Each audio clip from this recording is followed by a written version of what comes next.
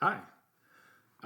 Before I really get into anything, just want to say that the whole reason for this video is because recently I'm pretty sure my house has been haunted, which is obviously pretty weird, but especially because I've been here for around or a little over 10 years or so, and it's just been normal, stuff. But the last few days, it's kind of been some of the regular haunted house type stuff going on, like footsteps along the floors, thuds in the walls, disembodied voices, door creaks. Did you hear that? Could have sworn I just heard a door creak. Anyway, so yeah, that's the whole purpose of this little project, if you will. It's just to catalog all the strange supernatural activity. And who knows, maybe I'll even, maybe it'll even pick up some actual footage of this stuff. Who knows? That'd be great. Nothing is better than hard evidence, that's for sure. Anyway, I guess while I'm at it, I might as well just give you a little background information about myself. I'm Chris Verschel. I'm 38 years old. I'm an only child. Fortunately, I lost my parents a little over 11 years ago now in a tragic plane accident. They were on their way to Costa Rica on vacation. Very sad. Because of that, I did inherit this place. This is their house, and I've been living here since then. See, I'm a copywriter by trade, temporary copy or freelance copywriter. So I do temporary jobs and part-time gigs. Of course, it's hard to juggle, and it doesn't really make much money. I do write horror books on the side, so I publish on Amazon.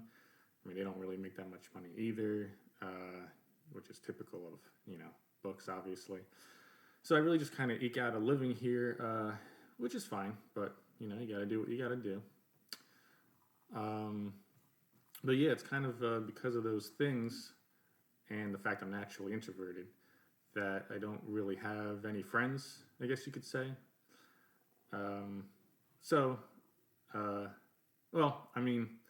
I had a couple back in grade school, but they since moved away and we lost touch.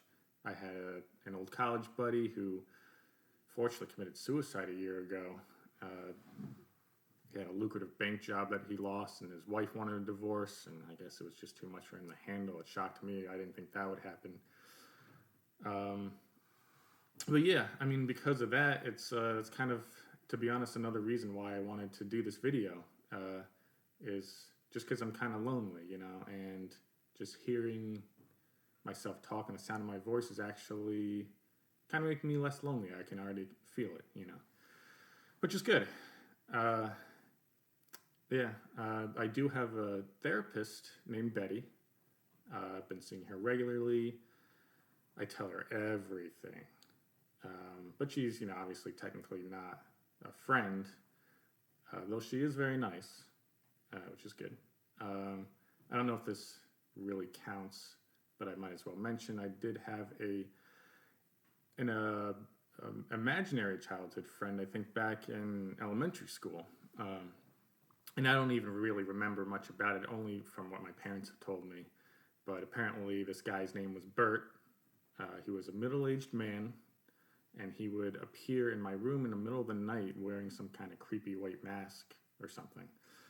I don't even know if he ever talked to me or whatever. My parents never mentioned that, but I mean, they didn't even know if he was real at all, and they didn't know if he was good or bad. So yeah, I guess that's really all about me for now. So yeah, until next time. So I just replayed the last video and I did not hear the door creak, which is kind of weird, but then again, I have been pretty riled up recently with all the supernatural activity going on around here. Plus, I am an author, or horror author by trade, so it's not hard to imagine. Maybe I thought I heard something when I didn't. Imagination can run wild sometimes. But anyway, I figured while I got you here, might as well give you a little tour of my place. What do you think? So let's see. Let's pick this guy up here. And this right here is my bedroom. Here's the bed. It's my little workstation here. Over here is the kitchenette of sorts, which reminds me I gotta go grocery shopping. This area actually leads up to the street because the house was built along the side of a hill and kind of goes down along the hill, which is kind of cool. I always like that feature. Here is a weight room because my parents were fitness freaks all the way up until, you know, the unfortunate end. This right here is my living room. Through here we have the bathroom. Oh, there we go. Always need one of those. And this door here leads out to the garage area with the driveway that slopes upward. So, yep.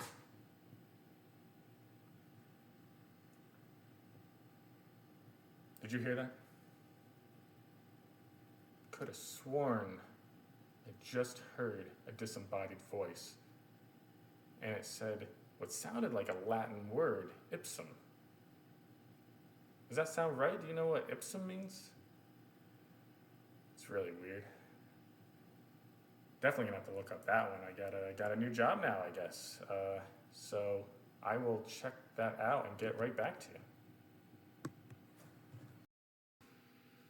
So I just replayed the last video and I didn't hear the word ipsum, which is also really weird. But it got me thinking, maybe this ghost can talk directly inside my head, which would be pretty crazy, right? Anyway, I did look up the word ipsum, and it means know yourself in Latin, like I thought. But that's a pretty weird thing for a ghost to tell me, of all people, you know? I mean, I certainly know myself. I literally just told you all about me. And I've certainly told Betty all about me lately, or recently, so I don't know. It's a strange thing, but just I'll think on it, see what it's really trying to say. Until next time.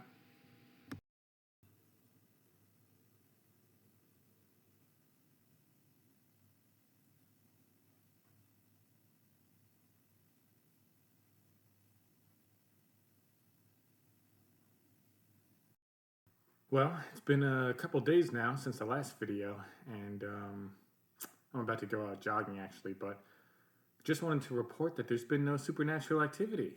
And I have to admit, I'm pretty disappointed. I don't know, I guess in a way, the ghost was kind of making me feel a little less lonely.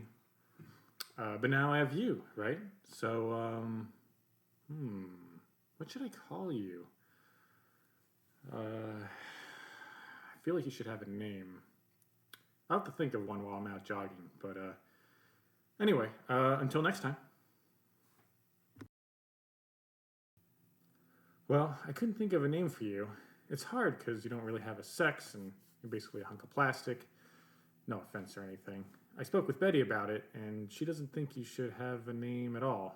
In fact, she doesn't think I should be talking to you at all. She did give me a couple of suggestions, though. She said I should go out to bars and coffee shops and strike up conversations with strangers, basically, or just join local clubs. But I don't know. I don't have any hobbies, and I don't drink alcohol or coffee, so... Plus, it's really hard for me to strike up conversations with people. I'm just such an introvert, it's really difficult. I honestly just want to come back here and write and talk to you. You and the ghost are my real friends. Oh, speaking of the ghost, there's been some activity around here. Just the usual, some door creaks and footsteps running around. It's actually been kind of nice. Anyway, until next time.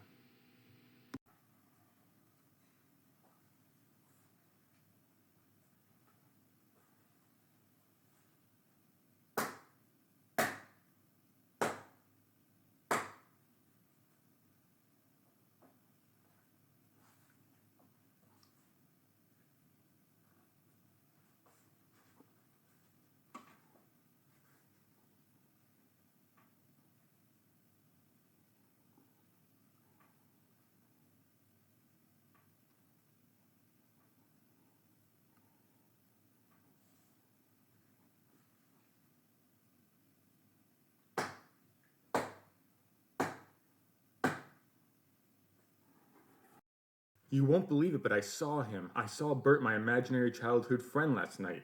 And after all these years, he was right there, standing at the foot of my bed, watching me sleep. I have no idea why or for how long. I just happened to wake up and see him there. I tried to talk to him, but he wouldn't answer me, so I turned on the light and he just like bolted out the door. I leaped up, raced after him. We both flew up the stairs, but once we got outside, he was just nowhere to be found. I scoped out the rest of my property, walked by a couple of neighbors' houses even, but it's like he just disappeared.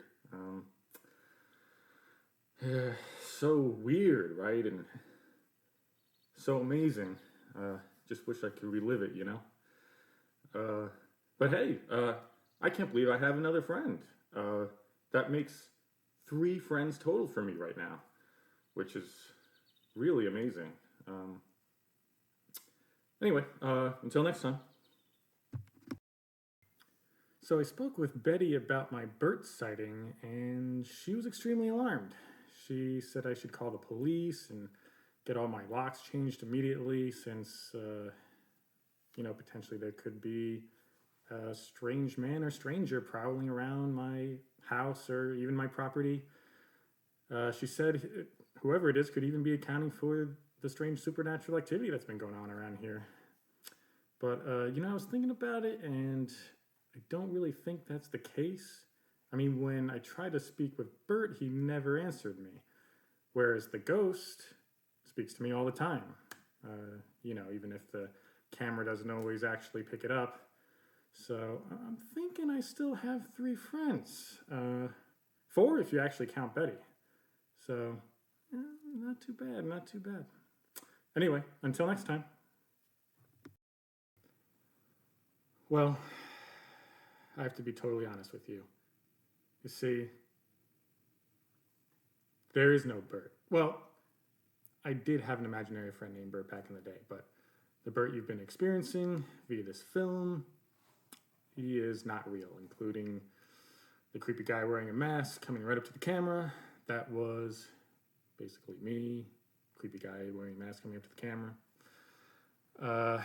While I'm at it, I guess I might as well admit that Betty is also not real. Heck, there's not even a ghost around here. All that completely fabricated by yours truly. And I was thinking about it recently, and I think the reason is really just because I've been so bored and lonely around here lately, as well, I know you're aware. And plus, I'm a creative writer, so, Oh, there's actually a third motivation for this film, and it's a girl I've been dating recently. Her name is Abigail. Been seeing her for a couple of weeks. Very nice girl. And she recently said, Chris, you've been trying your hand at writing books for a long time. Why don't you give something else a shot, like filmmaking or something? So I was like, oh, okay, filmmaking, interesting. I could give that a whirl. And obviously I did. And to be honest, I think it came out pretty well, don't you? How about you, Abigail? You think it came out pretty well? Oh, yes, definitely. I really do. Oh, well, thanks, Abigail. That's so nice of you to say. Do you think I should make some more films? Oh, yes, definitely. I would love that. Please do. All right. I guess I will then. Well, you heard it here first, folks. Until next time.